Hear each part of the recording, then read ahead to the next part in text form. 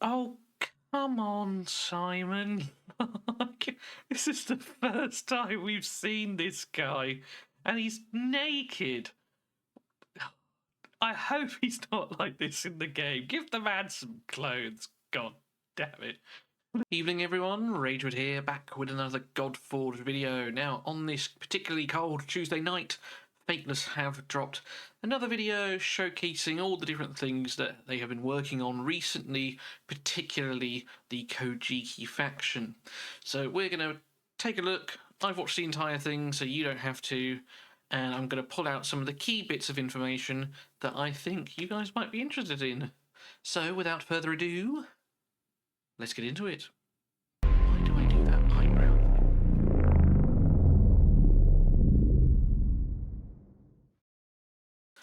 Now, as always, I will put the link to the video in the description down below, so if you want to watch the entire thing, you can.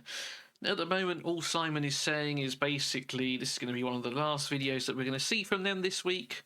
A week from now, it will be Christmas Eve, and they will all be having fun with their families and friends. So, going to be a bit silent on that front.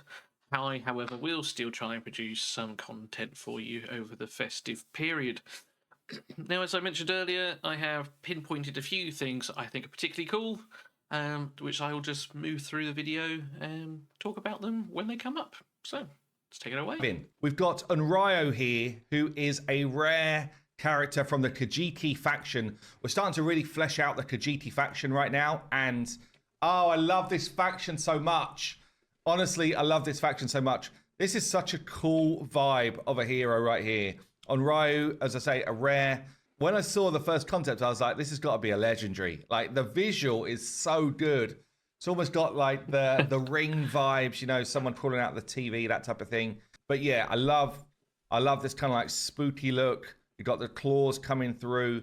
I love, honestly, the colors and the patterns in the dress, or it's obviously not called a dress, but whatever these things are called, the robe type of thing. I love the kind of like vibes around. Maybe we could just tilt the head down, give her this kind of cold stare. Yeah, really, really cool. So Onryo looking really great for the Kojiki here. So, Onryo was actually spoiled to us yesterday, the day before the Fateless video dropped, as a 50,000 sub sort of early leak. So the YouTube video, 50,000 now. Honestly, it doesn't seem that long ago we got 40 and 45, so the channel growing still at a reasonable pace the closer we get to the beta. Now, I also love the sort of undead waifu that we've got here. They are called kimonos, I believe, Simon, not dresses, but I obviously could be very wrong myself. Really cool sort of concept, and you know, this is a rare sort of hero as well. I think she looks really cool. In the Discord, when it was dropped, there was talk that there's going to be a legendary version, or, you know, similar sort of styling, if you were, to this. If I had to take a shot at who I think it is, I think it's going to be this particular hero right here. So I think the legendary version will be Izanami, waifu to Izanagi. She is a creator deity, but more importantly, of both creation and death. Now, that sort of ring vibe that Simon showed us, you know, a death legendary god like this certainly will fit that vibe very well. That he was too late, she already had eaten the food of the underworld and was now with the land of the dead. So there you go. Very similar to Persephone. So it's interesting how that these sort of different mythologies do have a surprising amount of similarities between them, even though they were both set in completely different sides of the world. Now, as we continue to read, we see that, you know, Izanagi lit his comb as a torch, and then when he saw her, she was rotting with maggots and foul creatures running all over her ravaged body. And yeah, kind of bit of a grim picture from there onwards. So that's why I think perhaps she might fit that sort of undead waifu vibe. But all in all, very cool character concept. I've had a quick look around. I can't see any sort of other spoilers related to this. So, yeah, just a cool character coming through. And I will, of course, make a page for her on the website very soon. Is Ashigaru, who will also be in the Khajiit faction. Just a common hero, so almost like the standard bearer for the Khajiit faction. So we then looked at some of the mood boards that we were kind of working with, and we're like, well, hold on a minute. The body type is not fitting this dude. He's not absolutely shredded ripped. Okay. No, of course not. These were just sort of average dudes, and I love the fact that. So let's change it up. So this is common hero. So I love the fact that he's a bit more padded in the chest, a bit like your average dad bod build, a bit like yours truly. So I do like that, and I love the set. They're starting to diversify in that area. Okay, and we're thinking, look, I think we can change this up. So yeah, the right sort of height and stuff like that was working, but there's absolutely no way he needed to be so shredded. So yeah, again, we went back in and we're like, look, let's now use the fact that our rigs can be adapted way more easily. As long as you keep the bone joint points in the same position, we can adapt stuff. So we were like, that's cool. Yeah, interesting to know that actually doesn't take too much work from now to swap things as long as the body types still line up. Well, what can we do with the absolutely shredded? Oh, come on, Simon. This is the first time we've seen this guy, and he's naked. I hope he's not like this in the game. Give the man some clothes. God damn it. There you go. First look at Orpheus. And he's a eunuch. But still, good to see the difference in body types, Male heroic rig here. Well, we can slim it right down. Shoulder points are still basically in the same place. It's not going to affect us from a rigging point of view, but it will give us a very different aesthetic. So we've taken that on board, and then it's like, right, version 2 feels way better, way closer to the final piece that we want. And this is now what we're trying to do with our art team. It's like, we want diversity in character visuals, okay, as much as we can without costing the absolute earth, okay? And that's in terms of kit bashing. Yes, so they're doing that by, as you mentioned, kit bashing. They've done it with quite a few heroes now. The common hero Valkyrie took pieces from Freya, wings from Icarus, etc., etc. So that's what they've done here. So we obviously have a generic samurai character, which I've put as a uncommon on my website. I'll be using a few pieces from him. We've got Musashi's sandals, and then chest armor from Tomo Gozen. Now that is a name we have not seen before. I'm actually going to pause this to just take a quick look at that. Okay, so Tomo Gozen is basically like a real life Mulan. She was a female samurai. She's only been mentioned in one story, just having a quick look at it. But I imagine this could potentially be a rare hero, so another one to add certainly to the website. Another little spoil there without actually seeing her. But even with that in mind, again, going back to the whole sort of thing, they've taken her chest piece and thrown it on this Ashigaru.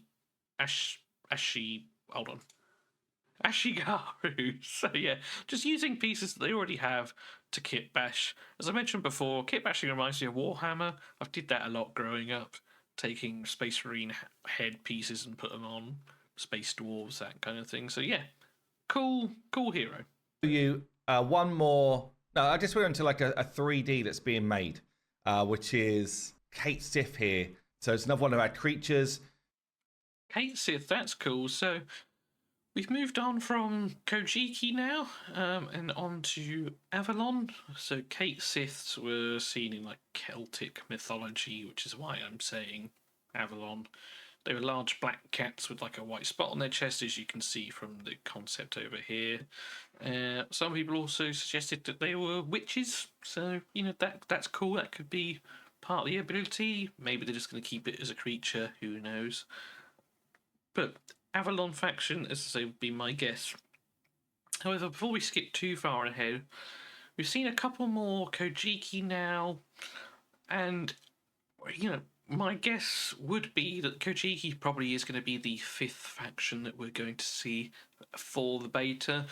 they seem to be putting a lot of work into Kojiki campaign, and we've seen a few more Kojiki heroes recently.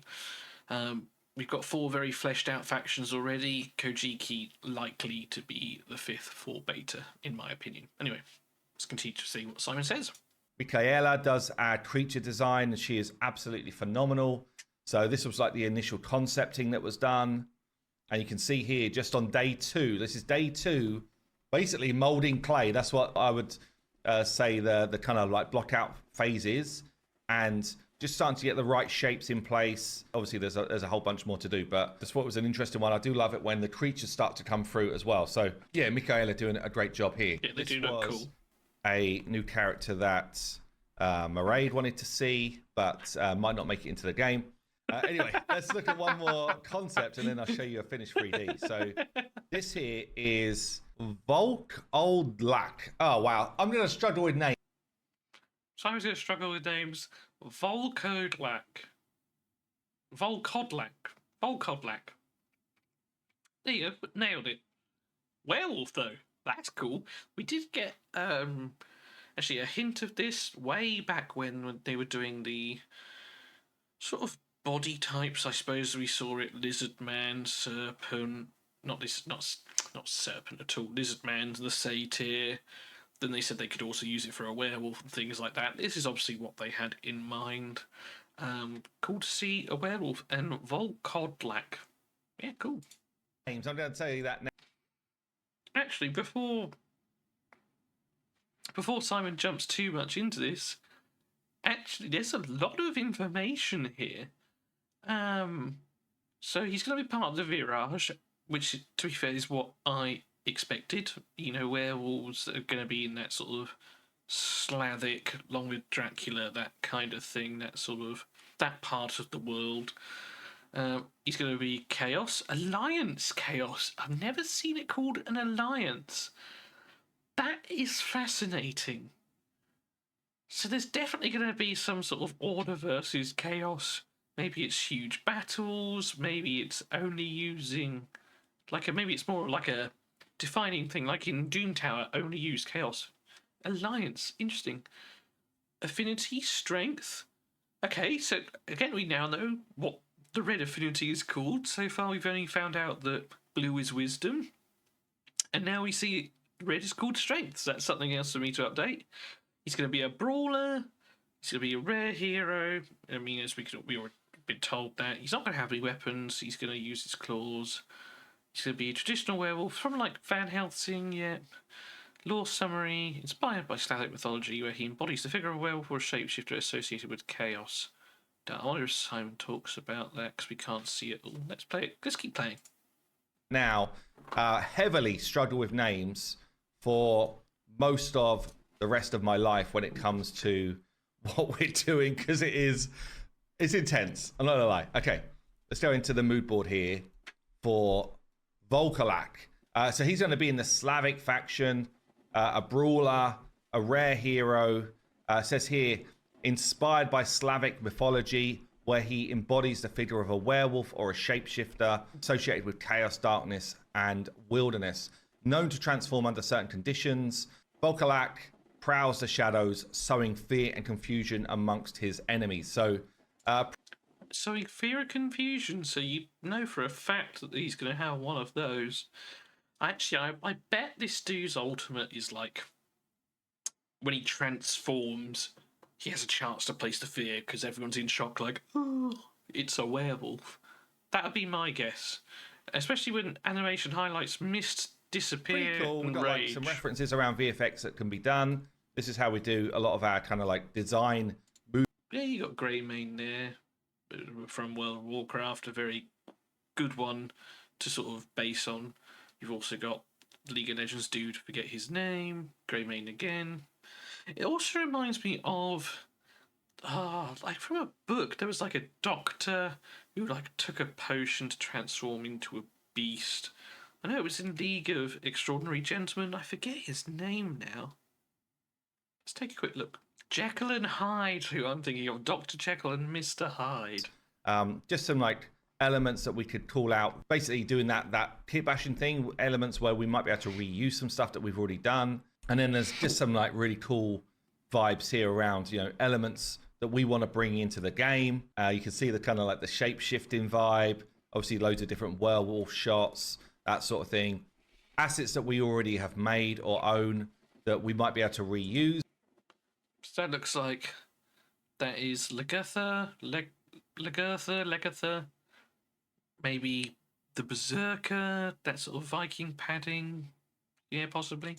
If we want to. Again, rares, uncommons, commons get probably a lot more reuse, whereas epics and legendaries get a lot more just like one-off unique items. But again, you can see. Hey, I wonder whether we're going to get like a Van Helsing character. Maybe it's like a common, uncommon rather, or a rare, something like that. That'd be cool to have. See the sort of vibe that's being made here, and also some different like references that the team will use. This is actually Esther, but yeah, the references that are being used to try and create the vibe that we wanted. So it's very cool. So once the mood board has been done, then sort of move on to initial concepts in here.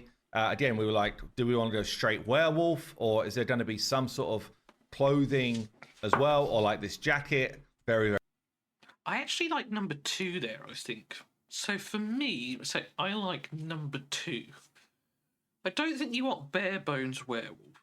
I think that's not too revealing, but you know what I mean? There's no part of what this guy once was, this Volkodlak, however you say his name. He says that he was a human that transformed under certain circumstances, right? This gives you some of that human element still, so that's what I would go for. I like that. This is okay. I think this feels more feral though, while still keeping in theme with the nature of the werewolf, you know, that wild ferocity. So be interesting to see what they went with. Do we want to go straight werewolf, or is there going to be some sort of clothing as well, or like this jacket? Very, very cool. So Dane then jumps in. He's like, the coat and no coat versions are both pretty cool. Ultimately, I think the coat one works a bit better for the faction. I do like the layers though, with the white shirt. So yeah, just give them some feedback. So again, then Esther. So it sounds like they're going to go with option 3, fitting in with the faction. Obviously, we only know what this will be the 4th character for Virage now, with Baba Yaga. Oh no, 5th. Baba Yaga, Koschei, Dracula, and Maria. This will be number 5. So yeah, I guess they're all pretty adorned with clothing, sort of rich clothing. Like Dracula's very sort of highborn. Koschei was in like this sort of rustic sort of royal look, I suppose. So I can see where they're coming from. Let's see what they did. That kind of comes up with a next version, just gives you the kind of like side profile as well, because it's going to be very much reminds me of Greymane. Using the same rig that we're actually using for the satire. Okay. So yeah, this kind of like creature rig, but obviously from the front feels a bit more humanoid, I guess. Again, bit more work, bit more kind of like referencing around some different elements that we can utilize. Any spoilers here? Satyr, Jomsviking we knew about. Satyr, Dracula, Minotaur Mane, okay. With some kit bashing notes here. Dracula's cape, for example. But it's literally just like a small piece of it. That's the cleverness here. It just saves time. Arm guards, things like that. Viking pants, but you rip them up. Like, it's just actually very clever. Blows my mind a lot of the time. And yeah, we end up with final design, which is really cool. Okay, so yeah, they've very much gone with option 3. Again, I preferred. Sorry, option 3, option 1. I preferred option 2, but I don't hate this either, to be fair. Like, they're all looking very good. Looks like they've got 2 side profiles, regular draw, prognatic draw, up and lower incisors. So more of an overbite with the teeth. I prefer that one. Sodsdall says they didn't go with that one, but very cool. Yeah, part of the and another one to enter the website. So it looks like we're going to get 4 or 5 more new to add it today. Virage faction here, which is like the Slavic based or those regions. Yeah, it's just kind of like this side profile jaw feel. Again, we're still deciding on whether we want to go for the kind of almost like the big overbite type of look or a bit more restrained. But very cool, very different to what we've seen so far. So I really like it. Go with A. There you go. Right, moving on. Stuff. Last one I want to show you is a character you've seen before in 2D, which was CRS, now produced in 3D. So I just want to remind you of 2D, kind of like initial concept in here, which is very sweet. Again, this is a rare from the Norse faction. Again, I really like this idea. I'm going to keep showing you this because... Yeah, so this is the kit bashing stuff, but we have a new hero, Muse. Now, for those of you who don't know, the Muses, I think there was 9 of them, and they were like singers, performers, the gods. Think Hercules, you know, those ladies on the vase, you know, do, you know, bless my soul. That one, Herc was on a roll. Yeah, so the Muses, they're going to be, so that's obviously going to be Olympus. Probably going to be an uncommon hero, I imagine. But yeah, cool. Another little sneak peek there. And yeah, reusing a lot of the stuff. It's so clever the way the team are reusing assets from characters we've got. And sometimes it's so small. Okay, so it's like, oh yeah, we can reuse this little piece here to create this. Different texture, different color. We can reuse some of this kind of like shoulder material here. We can reuse some of the crystals from Hell here and here. It's just extremely cool. We can reuse this little bone thing from Artemis and put it here as a weapon. Like, very, very clever use of our assets that we've already got. And as I say, in a way that people would not really know. And then she's kind of put some of the different tattooing for the artist to just have reference to when we get to the 3D stage. The initial block out here. We start to get some colors in. Nice. Again, just kind of making sure the proportions are good, the general feel is right. Starts to do a lot of work on the face, which honestly is very cool. I do love this one. Again, for a rare hero, lots of attention to detail. Start to get some of that coloring done and really starting to get the vibe right, front and back views here. Start to push things like the low poly. But now you start to really get a feel of the vibe we got going on here. Very nice. From CRS. Honestly, when you'll see the finished model in a minute. When I saw the finished model, I literally said to the guys, maybe we should make her one of the starter heroes because I liked it so much. Like, it is really, really good vibe. And interesting. Make her one of the starter heroes. Now, does that mean they've already decided on a couple of them already? And they're trying to swap CRS in? Or maybe it's not been decided yet. And also, the fact they say one of the starter heroes, again, still what is yet to be decided as to whether we get to pick one of 4, like Raid, or whether it's going to be like Watcher of Realms, where they're going to give you like 1, 2, sort of 3 to give you your, you know, bread and butter basic hero comp, and you can build from there. We end up, so obviously we go through things like low poly and a bake down, but we end up with this.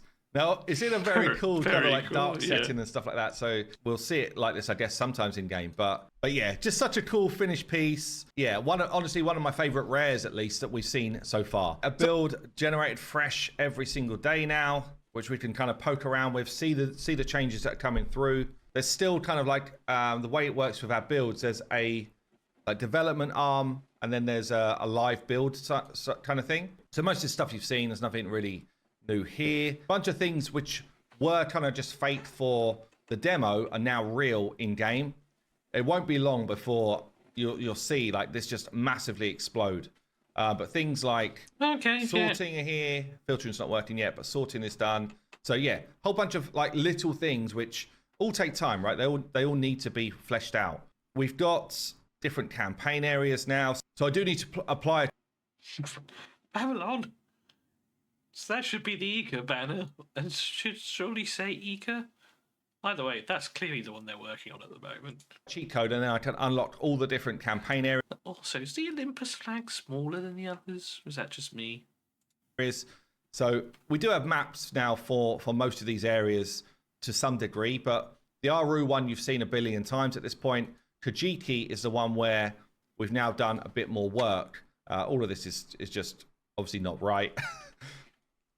But we haven't done the artwork for that yet. And then this is really what I wanted to show you. So some of the work that Damon has been doing is to take this new level, the Kajiki level, and optimize it for. He's probably going to say full mobile. That's pretty. I really do love the Kojiki level. Sort of that mist. You just feel like there's like an ominous battle about, ninjas jumping down here. It looks really cool. Mobile. So I'm playing on PC, so it doesn't. My PC can handle tons more than what I'm throwing at it right now. But on mobile, when we first had this level with this kind of like rolling mist, particles coming off of here on the right, almost like petals falling in the wind over here, and moving lava, all that type of stuff is hardcore on your devices, right? Okay. So there was like a heat map for FPS concerns on mobile, and basically it was like white hot over the whole map. Damon has reconfigured and re-optimized the whole level so that it now run on devices which are a few years old and still feel very sweet. It's good that they're doing that and taking it into consideration. Like, a lot of people will use PCs. That's why they're bringing out a PC client. Loads of people use it on Raid. Watcher's the same. Dragonair's the same, etc. But not everyone will. And not everyone can afford the latest phone. Not everyone wants the latest phone. I just got a Samsung S24 and I cannot get used to it. Bring back my Oppo Chinese one. Anyway, so they do need to still make sure that, because it is a mobile game at its core, remember, even though a lot of people will play it on PC, they need to cater to that market too. So it's good that they're doing that. So it's done some great work, and obviously, if you start to look at the reason why we call this our beautiful corner is because it starts to encompass everything that we want to feel when we're playing, this level. And what I'm saying there is, immersion, for it to feel like it's the right environment for that type of enemy or boss or whatever it's going to be. All of the subtle type of lighting stuff that we're doing here, and ultimately, obviously, we can still play the game and all that type of stuff, but it was more about design of level than being about the characters and their abilities at this point. So I love how Anubis had to get into Musashi's face before he blasted him with the laser. Talk about getting intimate. Of level than being about Like, literally just right in front of him. Characters and their. I mean, the animation itself is really cool.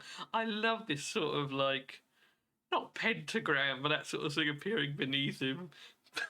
It just feels so unnecessary. Their abilities at this point. So this is the type of thing that we're doing. It's going to break now because this one is currently busted. But There you go. I thought, why not show you the busted part as well? Basically, we just teleported to the wrong place. But all of the fighting still works.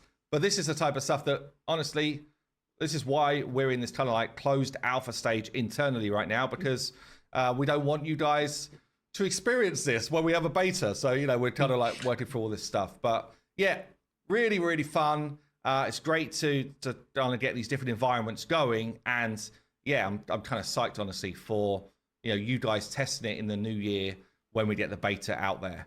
But that's going to be it for this video. And I am psyched to test it when it comes out. So there we are, boys and girls. That is today's video from Fateless, and that obviously seems to be a very nice end to the end of this one. Lots of cool things shown to us once more. I am going to do a website post sort of on this as well. I also need to do another one on abilities and things as well, so I'll get to that at some point over the next week. I do have the weekend off, so that will hopefully give me a bit of time to do it then. So, take care, look after yourselves, work hard, but as always, play harder. I'll see you in another one soon. Cheers.